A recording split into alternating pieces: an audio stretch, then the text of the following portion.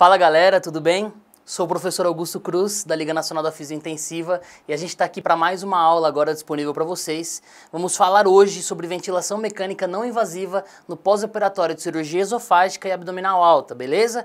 Então a gente vai fazer uma aula rápida, bem sucinta, vamos abordar alguns pontos importantes aí para nós lembrarmos no cuidado da ventilação mecânica não invasiva nesse tipo de paciente, nesse perfil específico, e aí no final da aula a gente bate papo sobre uma coisa nova que está vindo aí, beleza?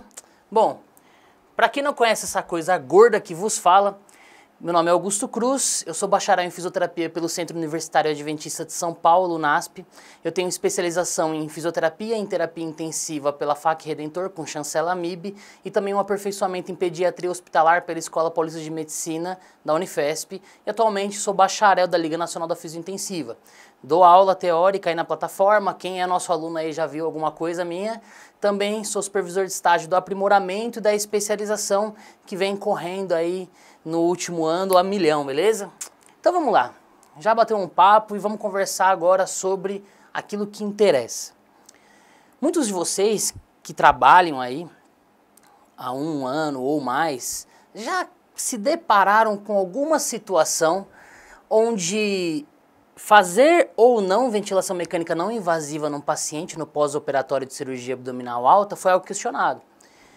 Então, de um lado, havia a necessidade de realizar a pressão positiva, e nós vamos falar aqui de alguns aspectos importantes, e de outro lado existia o medo, o cuidado de não se perder o processo operatório, a realização da cirurgia, não ter deiscências, enfim, não se ter complicações pós-operatórias por conta da pressão positiva. Quando nós pensamos agora na dinâmica tóraco-abdominal, em toda a mecânica ventilatória e na importância do abdômen nessa dinâmica, nesse mecanismo, em todo o movimento, nós nos deparamos agora com essa situação.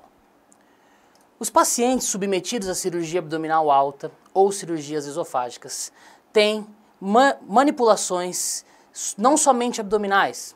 Se nós olharmos nessa região onde nós encontramos o estômago, vou colocar de outra cor aqui para vocês verem melhor, onde nós encontramos o estômago, podemos notar que o estômago ele está muito próximo da cúpula diafragmática esquerda, fazendo com que durante o processo operatório, durante o processo cirúrgico, durante a manipulação, haja uma movimentação superior da cúpula diafragmática, causando assim uma atelectasia das regiões inferiores da base do pulmão de fato, por conta dessa elevação da cúpula diafragmática. Outros processos cirúrgicos, como correções de hérnias de hiato ou a própria esofagectomia, acarretam ainda mais repercussões sobre a dinâmica ventilatória. Porque nós estamos falando do esôfago como uma estrutura que está no mediastino. Esse esôfago, que está intimamente ligado à traqueia, que também está envolto por camadas de revestimento que influenciam diretamente não somente na dinâmica, na hemodinâmica, mas também na mecânica ventilatória. Então, de uma forma bem sucinta, entendam que manipular a região abdominal alta ou processos operatórios esofágicos vão repercutir diretamente em todo o movimento torácico, em toda a mecânica pulmonar, comportamento pleural, enfim, tudo isso vai acabar tendo pequenas limitações condicionais, totalmente mecânicas no pós-operatório. Principalmente quando nós falamos agora do ângulo de aposição diafragmático, onde, no primeiro momento, a angulação das cúpulas diafragmáticas fazem com que nós tenhamos um ângulo adequado aí para uma contração plena diafragmática, o que gera um volume corrente pré-determinado, pré-definido, mas na verdade o volume corrente do paciente, isso pela mecânica em si. E no momento onde há uma sutura, um corte, uma incisão sobre a cavidade abdominal alta, perde-se o tônus da musculatura que faz o apoio, essa musculatura que eu coloquei aqui como transverso do lado esquerdo, como reto abdominal do lado direito e também os oblíquos que nós podemos encontrar, perde-se tônus dessa musculatura que faz esse apoio para o ângulo de aposição diafragmática. Então eu tenho um degrau, digamos assim, um apoio abdominal, onde faz com que haja uma acomodação das vísceras abdominais, jogando, empurrando o diafragma para cima, fechando esse ângulo de aposição diafragmática, melhorando assim no momento da inspiração a distância que o diafragma vai ter para descer, contraindo mais efetivamente, gerando um volume corrente maior. Quando há uma incisão abdominal, quando há um corte abdominal alto principalmente, perde-se esse tônus, a musculatura agora não consegue acomodar adequadamente as vísceras, você tem uma perda e um avanço anterior do abdômen, assim como eu, tá? Só que eu não tive nenhuma cirurgia, então você tem um avanço abdominal, fazendo com que não haja acomodação das vísceras, a cúpula diafragmática que estava bem apoiada, ela desce. E se a cúpula diafragmática que estava bem apoiada desce, vou fazer de laranja para vocês conseguirem visualizar. Eu tenho agora um menor espaço, de vermelho não vai, vamos lá. Eu tenho agora um menor espaço para o diafragma contrair. Antes eu tinha um ângulo de aposição mais fechado, fazendo com que o diafragma tivesse mais espaço para descer, fazendo uma contração mais efetiva e gerando um volume corrente maior. E agora com essa diminuição do tônus abdominal, o diafragma desce e aí agora tem uma variação em centímetros muito menor. Lembrando que em condições normais, numa ventilação basal para gerar o volume corrente, o diafragma contrai e aí deflagra cerca de 3 a 4 centímetros de descida mesmo. Ele desce de 3 a 4 centímetros para você gerar um volume corrente de aproximadamente 15 ml. Em condições de exercício, em condições de atividade de alta intensidade, essa contração pode variar de 5 a 10 centímetros de contração, o que já vai limitar muito isso. Então, não somente de processo ventilatório. Imagine você agora tendo que colocar esse paciente fora do leito, gerando uma sobrecarga sobre esse paciente e o ângulo de aposição diafragmática não facilita a mecânica ventilatória. Então, o rendimento de exercício desse paciente vai ser menor, porque ele não vai conseguir ventilar espontaneamente o quanto ele precisa. E nós começamos a nos deparar com regiões e áreas de hipoventilação. Regiões onde não recebem adequadamente o fluxo aéreo, causando microatelectasias que, com o passar das horas, se tornam macroatelectasias, repercutindo negativamente troca gasosa, repercutindo negativamente oxigenação, repercutindo também receptores J, que vão causar reflexos de hiperinsuflação, de Hering-Breuer, acometendo diretamente o conforto ventilatório desse paciente. Então olha como simplesmente eu manipular a região abdominal alta, perder tônus muscular, rebater diafragma, vai acarretar tudo isso para o paciente. Onde esse paciente ele não vai se sentir confortável ventilatoriamente, ele não vai estar plenamente eupneico, esse paciente vai ter déficit de troca, esse paciente vai estar ligeiramente hipoxêmico, sem falar da atuação da musculatura abdominal sobre a tosse. No processo de expiração forçada na tosse, que é a última fase da tosse, né? Então tudo isso vai estar tudo isso vai ser muito influenciado pelo processo cirúrgico. E nós precisamos nos atentar a esses detalhes. E quando a gente começa a olhar, vou voltar um pouquinho na tosse aqui, só para a gente refletir um pouco. Augusto, você falou que a incisão do abdômen vai repercutir diretamente na tosse. Não só pela ressecção muscular, mas também pela dor. Sim, na última fase da tosse. Mas você concorda também que a abertura do ângulo de aposição diafragmático diminuindo o volume corrente também vai repercutir na fase 1 da tosse? E a segurança e a defesa que a tosse promove sobre o sistema respiratório, como fica? E aí a gente se depara com vários problemas. Então eu tenho um problema de fase inspiratória, eu tenho um problema de fase expiratória, eu tenho microatelectasias, eu tenho hipoxemia, eu tenho dispneia. Pera, e agora? E a gente lembra de um recurso muito simples que nós utilizamos na UTI, que é a ventilação mecânica não invasiva. E nós olhamos e falamos, não, tranquilo, porque com a ventilação mecânica não invasiva eu consigo melhorar a fase 1 da tosse, que é a fase inspiratória. Então eu promovo uma insuflação maior do pulmão, o que vai facilitar aí o arraste do muco. E aí com outros recursos mecânicos que nós podemos utilizar, ou uma simples orientação do paciente, a fase final da tosse também pode ser mais competente. Só que quando nós olhamos na pressurização do sistema respiratório, nós nos deparamos com um certo dilema. Porque nós falamos de ventilação mecânica não invasiva, nós sabemos que a insuflação pulmonar ela é real. Mas ao olharmos na região supraglótica, ao olharmos na região laríngea, nós lembramos aqui que há dois ductos. A entrada traqueal anterior, que é onde levará o fluxo aéreo para os pulmões, e posteriormente o esôfago. E nós estamos falando aqui agora sobre cirurgia abdominal, ou esofagectomias também. E aí nós estamos falando sobre manipulação cirúrgica, cortes, esofagectomia, gastrectomia e outras cirurgias que vocês podem se deparar aí no decorrer no dia a dia de vocês. E nós estamos falando agora sobre pressurização também desse sistema. E qual é a grande preocupação? Agora, não mais espontaneamente, nesse caso, o paciente está ventilando agora, eu tenho algo impondo uma força sobre as estruturas. E essa força imposta sobre as estruturas, ela é segura? Essa força imposta sobre as estruturas, ela garante reversão do quadro?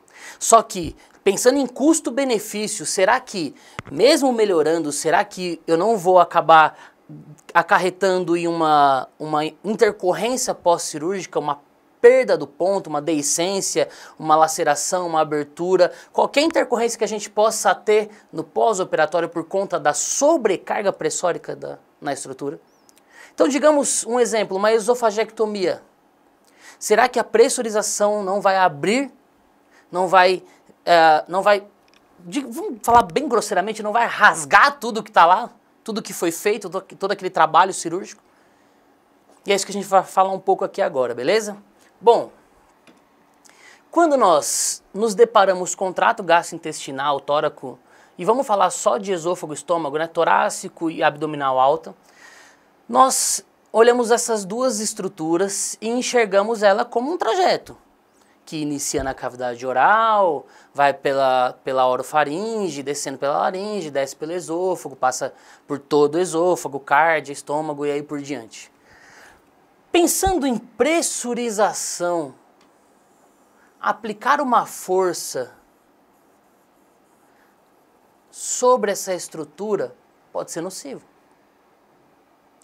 Só que existem pontos que nós temos que conhecer que nos tranquilizam de uma certa forma para nos garantir segurança na pressurização desse sistema. Porque quando nós olhamos essa imagem, nós imaginamos o esôfago como um ducto, como um cano de PVC totalmente aberto, e o estômago como uma estrutura que vai receber exatamente tudo aquilo que for lançado sobre o trato gastrointestinal, na verdade sobre a região supraglótica, mas não é exatamente assim que acontece.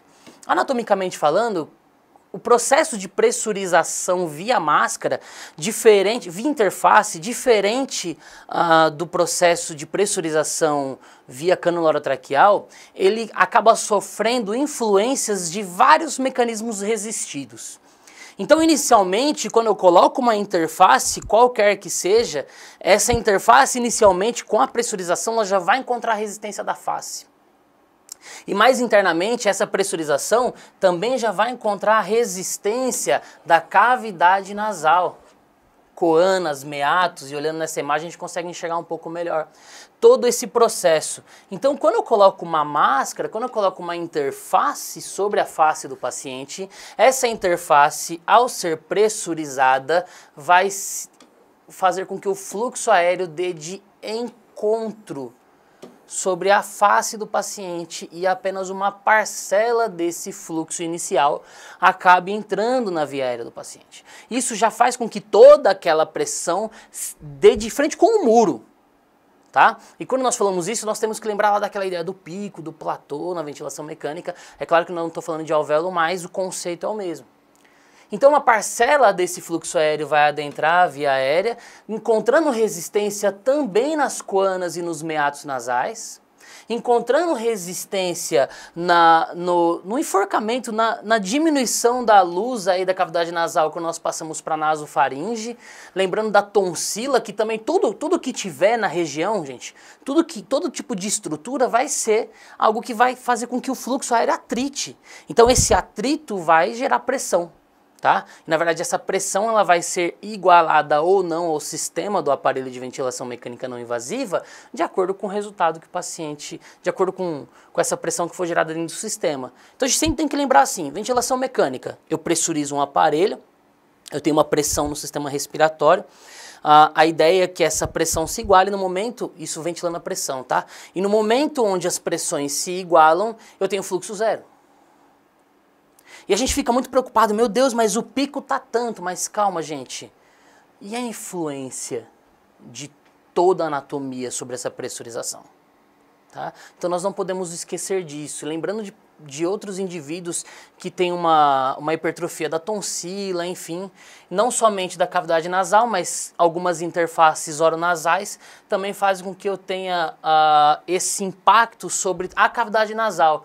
A cavidade oral, perdão. Então nós nos deparamos com a região do palato duro, palato mole, mas principalmente quando há diminuição da luz da cavidade oral no istmo das fauces. Então nós nos deparamos com o istmo das fauces, onde eu tenho uma cavidade oral bem ampla e agora o fluxo aéreo ele vai ser totalmente direcionado como um funil, assim como a cavidade nasal na cavidade oral, aumentando a pressão naquela região. E a gente não pode esquecer da lei de Poiseuille, que fala sobre a diminuição do raio, que influencia diretamente na pressão e no fluxo, consequentemente, né? Bom, para a gente ir, porque tem pouco tempo. Quando nós olhamos essa imagem um pouco mais abaixo, nós nos deparamos agora com a posição anatômica entre a traqueia e o esôfago. Olhando aqui, na parte de cima, que é a parte anterior anatômica, nós temos a traqueia. E na parte inferior, que é a região posterior anatômica, nós temos o esôfago.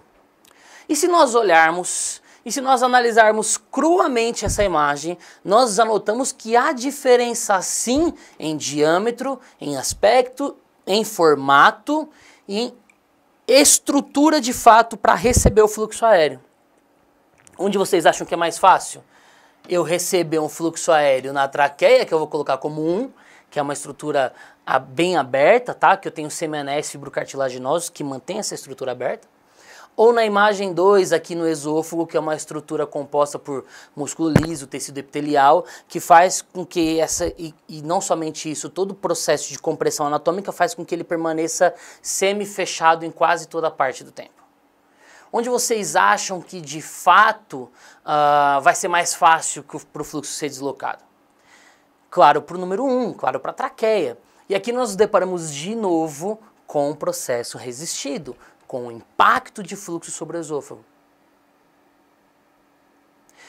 Augusto, por que então, uma curiosidade, tá? Por que se o esôfago ele é fechadinho assim, não fechadinho, mas semi-fechado, por que é tão recorrente a intubação esofágica, a intubação seletiva, a intubação no esôfago de uma forma acidental durante o processo de intubação orotraqueal?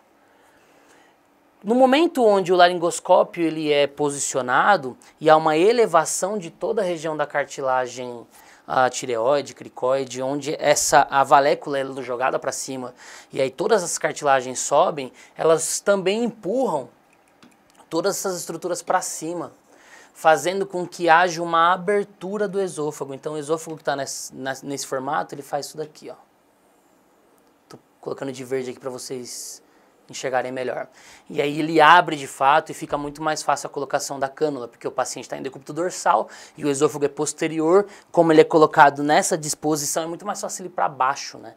Por isso que muitas vezes eles pedem a manobra de Selick para que nós consigamos abaixar essa cartilagem, toda essa região glótica do sistema respiratório para que haja visualização no momento da intubação na traqueal. Mas isso é só curiosidade. Lembrem-se de olhar o aspecto de semi-oclusão do esôfago em quase todos os momentos, que vai repercutir diretamente no processo resistido aí da ventilação.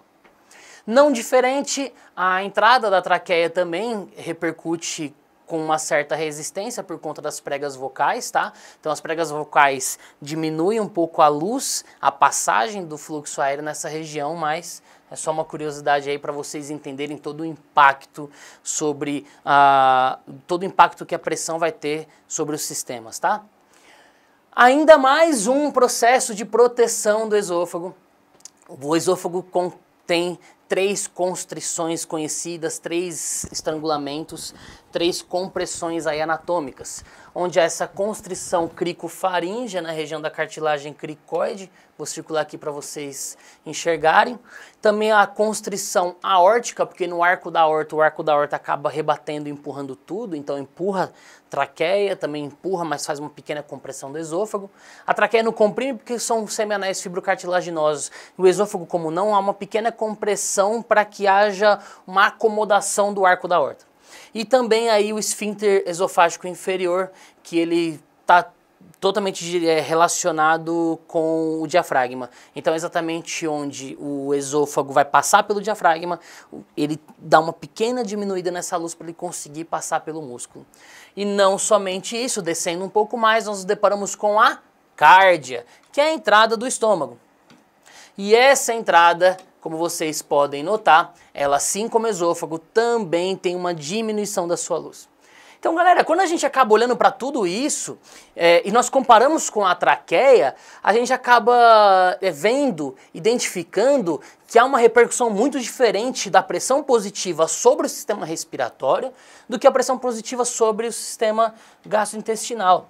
Porque quando nós olhamos aqui semianéis fibrocartilaginosos, em C, quase um U, né? Na verdade, em C, nós vemos uma estrutura rígida. Nós notamos que há uma estrutura que não varia tanto de seu diâmetro, uma estrutura que não sofre repercussões de compressão de outras estruturas e uma estrutura que está ali aberta em todo o tempo para receber o fluxo aéreo.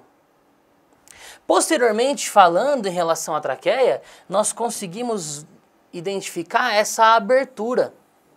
E essa abertura ela é composta por músculo liso, chamado de músculo traqueal, que é a região posterior da traqueia, que vai estar intimamente ligada com o esôfago. Porque sem isso, haveria lesão no momento da passagem no bolo alimentar. Isso também pode facilitar a entrada do fluxo aéreo sobre o esôfago no momento da pressurização. Então, até agora, a gente só falou assim, galera, traqueia aceita ar, traqueia vem, sistema respiratório, o fluxo entra, facilita, vai que vai. Agora é esôfago, a gente já começa a olhar de uma outra forma. Porque, além da repercussão de toda a região facial, todas as cavidades faciais, que eu tenho essa repercussão de pressão, eu também tenho uma repercussão resistida do formato e da anatomia do esôfago. Então isso vai repercutir diretamente no fluxo aéreo, porque há como que eu posso dizer? Há um momento onde as pressões se igualam, chega muito mais rápido no trato gastrointestinal do que no sistema respiratório, por conta dessa anatomia, por conta da resistência. E quando nós falamos da equação do movimento dos gases, nós lembramos que o que gera pressão é volume, fluxo, a PIP, que nós estávamos falando isso em ventilação mecânica, mas também a complacência e a resistência. Né? E quando nós falamos em complacência, a complacência gástrica ela é muito alta, só que a resistência do esôfago é muito alta também. Então, até haver a repercussão da complacência do estômago sobre o fluxo aéreo, a resistência já limitou muito a entrada desse fluxo, tá? Anatomicamente falando. Diferente da traqueia, tá? Onde a resistência é real, só que muito menor em relação ao esôfago, por conta desse diâmetro propriamente dito. Então nós temos uma abertura estruturada, rígida, que não tem tanta alteração de tamanho, que facilita diminuindo a resistência das vias aéreas. Por isso a pressão repercute muito mais no sistema respiratório sobre o alvéolo do que a pressão inspiratória repercute sobre o estômago. Mas a gente vai falar um pouco sobre isso agora, beleza? Bom, e é isso que nós estamos falando, é o componente resistido. Nós temos sempre que lembrar e jamais nos esquecermos de que tudo que acontece antes do ar chegar ao estômago, todas as estruturas que ele encontra, toda a resistência que ele encontra no trato gastrointestinal vai dificultar a chegada do fluxo aéreo sobre o estômago. Mas Augusto, você está falando também não só de gastré, não só de cirurgia abdominal alta, mas também de esofagectomia. Claro, a repercussão ela também acontece dessa forma, porque há uma diminuição da luz do esôfago desde a região superior. Não somente isso, mas também toda a resistência das vias aéreas, toda a resistência das cavidades e aquele impacto que nós falamos anteriormente. Então, será que a pressão vai repercutir tanto no trato gastrointestinal quanto no sistema respiratório? A resposta, num raciocínio aqui, é não. Né? Essa repercussão da pressão inicialmente não parece algo preocupante, mas ainda é alvo de muitos estudos e de muita pesquisa, né? Ainda não se há um conhecimento exato de quanto de pressão é segura, de qual é o limite que nós podemos ir nesse perfil de paciente por conta dessa preocupação. Lembrando que o comportamento é totalmente diferente, tá? Nós estamos falando de outra estrutura, o esôfago, o estômago, o músculo liso, outra complacência, outro tudo, tá? Bom, e aí nós vamos agora para a literatura. Eu trouxe aqui alguns artigos para vocês e eu gostaria de fazer esse relato do que há na literatura de interessante no pós-operatório de cirurgia abdominal alta ou esofagectomia e ventilação mecânica não invasiva. Então, esse estudo publicado no Journal of Thoracic Diseases, 2013, publicado por Kai-Yan Yu, da equipe de Min Yang, faz a comparação na esofagectomia por câncer esofágico, e ele faz essa comparação aí no pós-operatório entre a intubação orotraqueal, nós vimos como IPPV, e na ventilação mecânica não invasiva. E eles separaram os dois grupos com populações homogêneas, randomizado, duplo cego, da forma que vocês podem saber que traz uma boa evidência. E eles fizeram algumas avaliações. E o que mais chamou a atenção desse estudo foi a mortalidade em 28 dias. Porque em 28 dias nós podemos notar que só 6,25% dos pacientes do grupo ventilação mecânica não invasiva morreram, contra 21,9% dos pacientes que estavam entubados. Isso muito relacionado ao processo infeccioso, pneumonia associada à ventilação, cuidados, fraqueza muscular adquirida, polineuropatia do dente crítico, tudo isso que a intubação orotraqueal acaba fazendo com que seja mais frequente do que a ventilação mecânica não invasiva. Então, esse estudo tem essa nuance interessante com relação à mortalidade, tá? E ele relata aqui, por exemplo, o número de complicações pós-operatórias. E você fala, não, a ventilação mecânica não invasiva vai ter muito mais complicação pós-operatória. E se nós olharmos aqui, a ventilação mecânica não invasiva teve um número menor de complicações pós-operatórias do que a ventilação mecânica invasiva.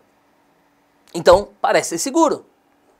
Se de fato eu fiz a VNI no paciente e o número de complicações foi menor, parece ser seguro.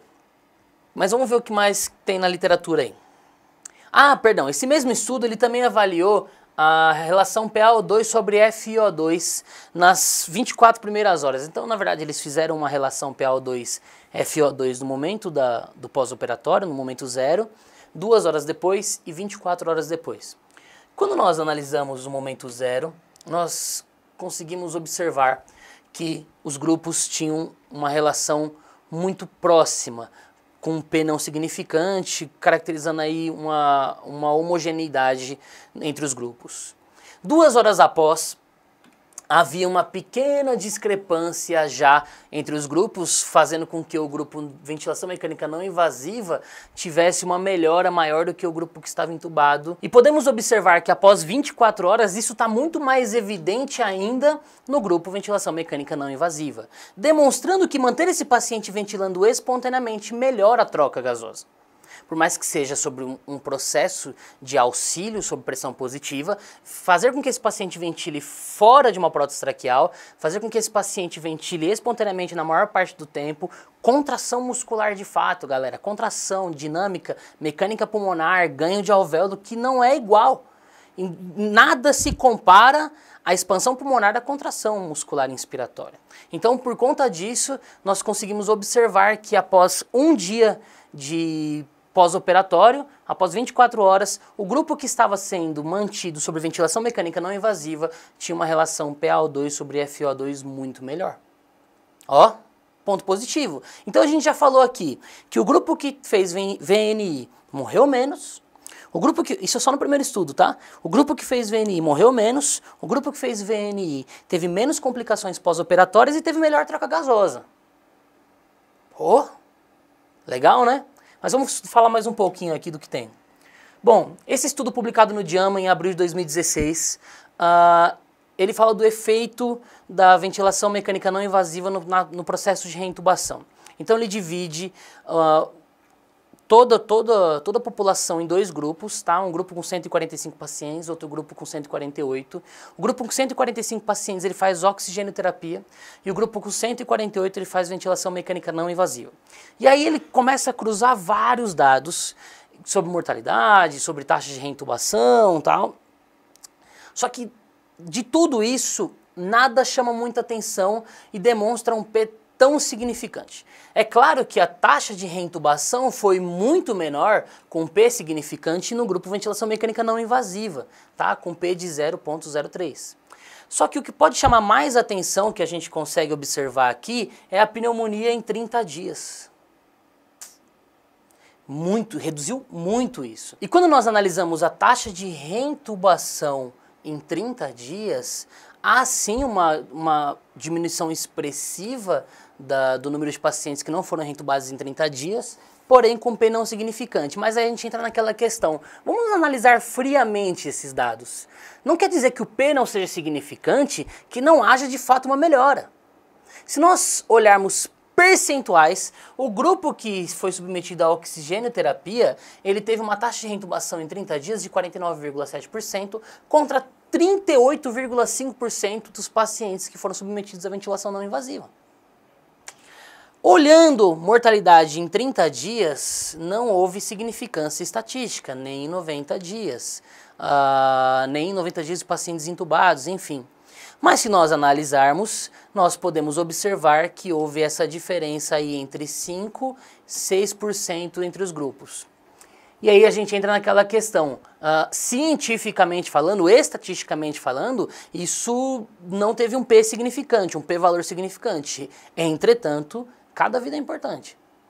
E nós agora nos deparamos aqui com essa situação. Pô, só oxigenoterapia nesse cuidado e VNI. Então não houve significância, mas morreram menos. Houve significância na pneumonia, legal. Houve significância na taxa de reintubação em 7 dias, legal. Não houve significância na taxa de reintubação em 30 dias, mas olha como está o P. Muito limítrofe, né? Então, observem toda essa questão como algo positivo para o processo de pressurização, mesmo no pós-operatório de cirurgia abdominal. Alta e esofagectomia. Ó, baita revista para quem não conhece, hein? Ó, 2016, bem recente, galera. Então é algo interessante aí para nós estudarmos e seguirmos. Eu gostei muito desse estudo, é um estudo publicado na Turquia. Eu não consigo falar o nome dos autores. Hatice Yagloglu, Birsel Ekis, enfim, é um estudo publicado numa revista turca em 2015, que eu achei super interessante, porque eles fazem uma comparação entre 4 grupos. Tá? Então eles pegam esses pacientes no pós-operatório de cirurgia abdominal e dividem esses pacientes em 4 grupos. O primeiro grupo, o grupo 1, que vocês podem ver aqui, é o grupo onde são submetidos pacientes, os pacientes são submetidos à ventilação mecânica não invasiva por duas pressões, binível, aquilo que a gente conhece como BIPAP, mas a terminologia correta é binível. Então, com um IPAP de 12 e um EPAP de 5. Então, I de 12, E de 5. O grupo 2 é o grupo que é submetido à ventilação mecânica não invasiva com CPAP de 5. Aonde? No gerador de fluxo. Então, grupo 2, gerador de fluxo com CPAP de 5. Grupo 3, também CPAP, mas agora não no gerador de fluxo, agora no aparelho de CPAP. Num dispositivo de pressurização, ok? Um CPAP de fato. Também com pressão de 5 centímetros de água. E o grupo 4, não menos importante, é o grupo oxigênio terapia. E eu só deixei esse slide aqui porque esse estudo me deixou angustiado. Porque eu falei, não, beleza, né? Então o grupo binível vai ter uma resposta muito maior do que qualquer outro. O grupo 1 em comparação ao grupo 4. E não houve diferença nenhuma.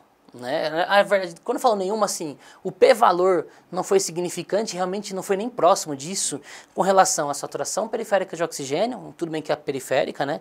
Mas não houve diferença entre volume corrente, não houve diferença entre PaO2, não houve diferença entre PaCO2. Então, teoricamente, não alterou, não teve repercussões sobre a função pulmonar em nenhum dos 4 grupos, o que me deixou muito angustiado se de fato é algo que é interessante contra algo que é já utilizado, que é o seguro só oxigênio terapia. Mas aí a gente acaba analisando o quanto de pressão que foi dado. Foi um CPAP só de 5 centímetros de água, e quando tinha um binível, esse binível foi utilizado com um IPAP de 12, o que pode não ter acarretado uma repercussão positiva sobre o sistema respiratório. Então essa pressão pode não ter sido suficiente, porque ela foi baixa, de uma forma segura e limitada. Só que quando a gente acaba analisando, pô, eu tenho um pico de 12 aqui centímetros de água no grupo 1, que é o grupo onde chegou com a pressão mais alta. E eu acabo comparando com um estudo de 2009, publicado aí no British Journal Science, que fala sobre 25 centímetros de água de pico e tiveram muitas boas repercussões, né? Tiveram muitas respostas positivas e garantiram segurança. Então não aumentou o índice de intercorrências pós-operatórias, enfim, e ainda assim tiveram melhora. Então, quando a gente compara os dois estudos, eu estou falando de um primeiro estudo sem repercussão com 12 centímetros de água de pico e um outro com 25. E aí você fala, Augusto, pelo amor de Deus, 25 sobre o esôfago? Calma, calma. Esse estudo mostrou que é uma pressão segura. Tudo bem que hoje em dia a gente acaba se deparando com muitos serviços hospitalares que utilizam 20 como protocolo, né? Então, vamos garantir aí 20, mas isso é um protocolo institucional. O que há na literatura aí desde 2009 é que 25 centímetros de água é algo seguro. Não aumentou a taxa de intercorrências pós-operatórias. Então, pensando em tudo isso, pensando no processo anatômico, pensando em toda a situação, todo o componente resistido, todo o impacto do fluxo aéreo sobre a via aérea superior e também sobre o trato gastrointestinal, pensando em tudo aquilo que a gente vem falando, utilizar ventilação mecânica não invasiva parece ser algo muito positivo e também seguro nos pacientes em pós-operatório de cirurgia abdominal alta e esofagectomia. Então não tenham medo. Não tenham medo de utilizar desse recurso. É claro, este perfil de pacientes submetidos a cirurgias abdominais altas ou esofagectomia, são pacientes, em sua grande maioria, oncológicos. Tá? Então são pacientes que vêm num processo oncológico, em um determinado momento do tratamento, eles têm que ser submetidos à cirurgia, à ressecção do tumor e muitas vezes a ressecção da estrutura anatômica. E aí nós acabamos tendo muito tato. É um paciente oncológico, é um paciente mais fragilizado, é um paciente com distúrbio de coagulação muitas vezes, e é um paciente agora que tem uma estrutura abordada, e como que a pressão positiva vai repercutir sobre isso? E nós temos visto nos últimos estudos e nos últimos anos que é algo seguro e é algo benéfico. Então eu falo para vocês, usem, utilizem. A literatura já nos dá essa segurança, galera. Já nos garante essa tranquilidade no manejo desse paciente. Bom, pensando nisso, eu vim trazer um recado para vocês no final dessa aula, tá? A partir de agora, vocês vão começar a receber muitas informações, muita coisa nas redes sociais, vocês vão se deparar com todo esse movimento forte aí de um aperfeiçoamento em fisioterapia em oncologia pela BioOnco. Então vocês viram a importância da ventilação mecânica não invasiva no pós-operatório de cirurgia esofágica, cirurgia abdominal alta, o que é muito característico em pacientes oncológicos. Só que a gente sabe que oncologia, gente, eu sou intensivista, é um mundo muito amplo, é um mundo muito grande. E a BioOnco está vindo aí para lançar um aperfeiçoamento sobre fisioterapia em oncologia. E esse aperfeiçoamento, gente, são com professores excelentes, são professores muito renomados em grandes instituições de São Paulo. Eu vou falar um pouco para vocês aqui dos módulos que vocês vão se deparar no decorrer do aperfeiçoamento, para quem quiser, que vão falar sobre toda a atuação do fisioterapeuta na oncologia. Epidemiologia, tratamento, diagnóstico, enfim. Vai ser ofertado todo o conhecimento através desse aperfeiçoamento. Então o aperfeiçoamento começa com uma aula introdutória, que é a introdução à oncologia, a tratamentos oncológicos. Depois vem com fisioterapia aplicada ao câncer de mama, tumores de cabeça e pescoço, proctologia e urologia masculina, tumores uroginecológicos, tumores tóraco-abdominais, tumores do sistema nervoso central. Eu adoro neurointensivismo, então é uma coisa que me chama muita atenção. Neoplasias hematológicas. Gente, é muito bom. Sério. Olha a temática. Tumores de partes moles ósseas, disfunções respiratórias em oncologia e cuidado paliativo e fadiga do paciente oncológico. Pessoal, é algo novo, é algo diferenciado, é um ramo da fisioterapia que vem crescendo muito, o mercado vem se expandindo. Muitos hospitais, eles estão abrindo setores específicos para oncologia, então o mercado não está faltando. Então se você se interessa por isso, eu sugiro. É o aperfeiçoamento em fisioterapia e oncologia pela BioOnco. Então vocês vão receber agora uma série de e-mails, vocês vão ver essa movimentação todas nas redes sociais sobre esse aperfeiçoamento, beleza? E eu tô aqui para falar para vocês que, pô, show de bola mesmo, eu super indico. E é isso aí, galera. Muito obrigado, espero que vocês tenham gostado. Deixem os comentários aí, deixem perguntas que nós, professores da Liga, vamos esclarecer as dúvidas de vocês aí nos comentários. E vamos que vamos, tem muita coisa rolando. Esse ano vamos bombar na Liga e a BioOnco também com esse projeto de aperfeiçoamento. E é isso aí, galera. Olha, muito prazer estar aqui com vocês. Até a próxima, hein?